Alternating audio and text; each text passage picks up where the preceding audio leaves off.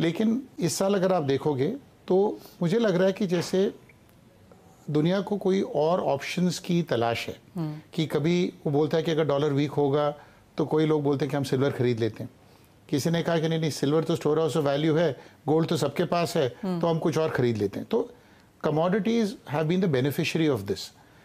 लेकिन अगर आप 2 साल 3 साल पहले की अगर हम सिनारियो पे जाएं तो ये नज़र आता है कि ईवी का ट्रेंड, ESG का ट्रेंड, क्लीन एनर्जी का ट्रेंड तब शुरू हुआ था। तो कमोडिटीज़ में तेज़ी का एक तरीके से जो रुझान है वो पहले ही बन चुका था। लेकिन प्रॉब्लम क्या थी कि कमोडिटीज़ का बिगेस्ट कंज्यूमर चाइना, उनकी इकोनॉमी कोलैप्स हो गई। तो क्योंकि उनकी इकोनॉमी एक कोलैप्स ही हो गई तो the demand that should have come from China नज़र नहीं आया। तो इतना ज़बरदस्त डिमांड आ सकता था वहाँ से, लेकिन हुआ नहीं, इसीलिए कमोडिटीज़ में तेज़ी स्ट्रक्चरली बन नहीं पाई। लेकिन 2 साल बाद अभी देख रहे हैं कि चाइना अपना इकोनॉमी सुधार रहा है। कुछ ऐसे उसने पॉलिसी डिसीजंस लिए हैं जिससे हाउसिंग सेक्टर में, apart from just housing, they are talking about electrification, they are talking about providing basic minimum for people. अगर वो वाला अगर ट्रेंड अगर आप देखें तो मोर स्ट्रक्चरली सॉलिड है ये। तो इसमें that has created a floor for commodities. तो मोमेंट यू से that's created a floor, what's the next thing? The next thing में एक आपने सारे फैक्टर्स मेंशन किया, आपने वो 30 सेकंड एग्जीक्यूटिव समरी में, I think that is in fact the theme of the entire interview. लेकिन एक फैक्टर आप भूल गए हैं, विच इज सप्लाई डिसरप्शन। जैसे गिनी बिसाऊ में छोटी सी कंट्री है, वहाँ पर पोर्ट्स का बंद होना, वहाँ से एक्सपोर्ट्स ऑफ सर्टन की bauxite etcetera could not take place. 2-3 mine shut down internationally. तो जैसे ही mine started shutting down, and last 2-3 साल में ये भी था कि बड़ी कंपनियों को इन्वेस्टर्स बोल रहे थे कि ESG कंप्लायंट होने के लिए आपको अपने माइंस बंद करने पड़ेंगे।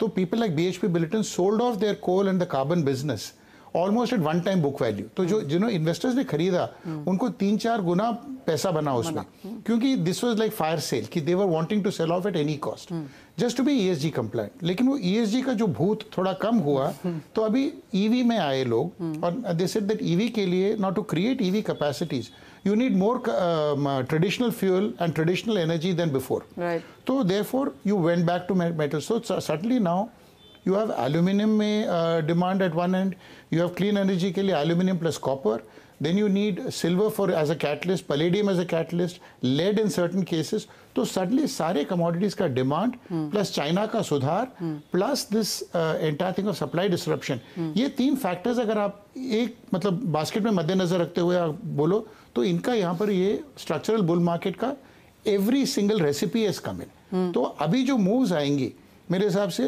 it will be longer, will be higher, and will be definitely more long lasting for and investors also. For the first time, many overseas funds have been created only to play the commodity cycle. Right. So that has not been seen before. तो अगर आप 40-50 billion के commodities में demand create करोगे, and many of these markets are in their physical shape very narrow and shallow, तो आपको ये पता चलेगा कि the movement of price with the money can be much more than normally which is expected.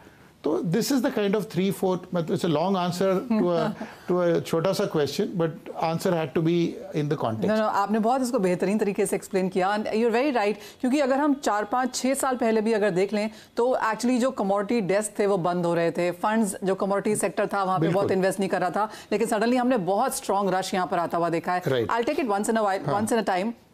आपने metals की यहाँ पर बात की, अब जिस तरह की तेज़ी हमने यहाँ पर बनते हुए देखी है, even as China is still chugging around, और हम यहाँ पर जैसे आपने कहा कि काफ़ी सारे स्टिमुलस मेजर्स हमने आते हुए देखे हैं, उसके बावजूद भी ऑलरेडी हमने ऑल टाइम हाइज काफ़ी हद तक मेटल्स में आता हुआ देखा है, मल्टी ईयर हाइज भी यहाँ पर मेटल्स में आता हुआ देखा है। आपको लगता है कि यहाँ से अब आने वाले समय में, क्योंकि कोई भी माइन में अगर अभी भी इन्वेस्ट किया जाए तो वो अगले 8-10-15 साल से पहले नहीं हमने वो आता हुआ देखते हैं, तो यहाँ से कितनी बड़ी तेज़ी इस सेक्टर में बनता हुआ देखेंगे? एक्चुअली इसमें फॉर इंडिविजुअल्स टू प्ले ये इंटेलेक्चुअल डिस्कशन के लिए बहुत बढ़िया है, लेकिन आपके जो दर्शक हैं वो ये चाहेंगे कि भाई ये कैसे खेला जाए, क्योंकि इंडिविजुअल्स तो कोई जाके कॉपर खरीद नहीं पाएगा, गोल्ड सिल्वर तक तो ठीक है, वो I don't have to teach anybody, the Indian housewife. पर आपको लगता है कि ये इंडिया में बहुत रिस्ट्रिक्टेड है, क्योंकि ग्लोबल मार्केट्स में हम देखते हैं कि वहां पर जो इन्वेस्टर्स हैं वो ज्यादा सेवी हैं, इंडिया में हम देखते हैं कि कमोडिटी को बहुत नीश माना जाता है। savvy भी नहीं है, उनकी अपॉर्चुनिटीज हैं, क्योंकि ETFs are there, people can play the silver ETF, they can play gold miners, they can play silver miners, these can be played.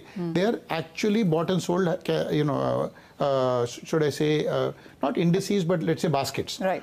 तो यहाँ पर उतनी अपॉर्चुनिटीज नहीं है, क्योंकि कमोडिटी मार्केट में इतना ट्रेडिंग होता नहीं है लोगों का। लेकिन इसको अलग एक मिनट रखते हैं। हाउ डज द मतलब द इंडियन व्यूअर, मतलब जो आपके दर्शक हैं, वो कैसे इसका फ़ायदा ले सकते हैं? मेरे हिसाब से you have to go back to companies. तो या तो आप बोलो कि भाई एल्यूमिनियम कंपनी हो तो PSU में एक है, एक हिंडाल्को है, एक वेदांता है, एक्सेट्रा। लेकिन without talking stock specific, but उसका थोड़ा जिक्र करना मतलब करना ही पड़ेगा शायद। लेकिन a company like Vedanta, it has oil, it has aluminium, it has through Hindustan Zinc, and as a offshoot of zinc, it has silver, and it has aluminium. So the entire copper, entire range is there. So people may be able to play this.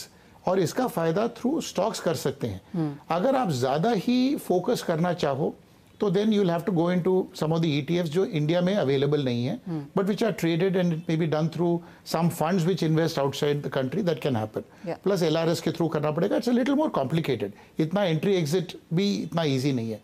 लेकिन एक चीज़ पक्का है, अगर आप 4, 5, 7 साल का ये view लेते हो और इसमें तेजी बनने का अगर आपको आपका थीसिस है, तो मेरे हिसाब से इवन एंट्री एग्जिट कॉम्प्लिकेटेड भी हो, लेकिन you should invest in those.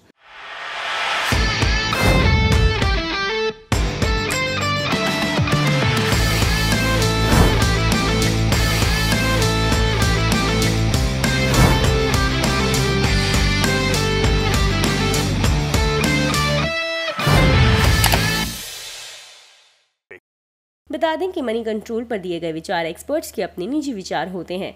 Website या मैनेजमेंट इसके लिए उत्तरदायी नहीं है।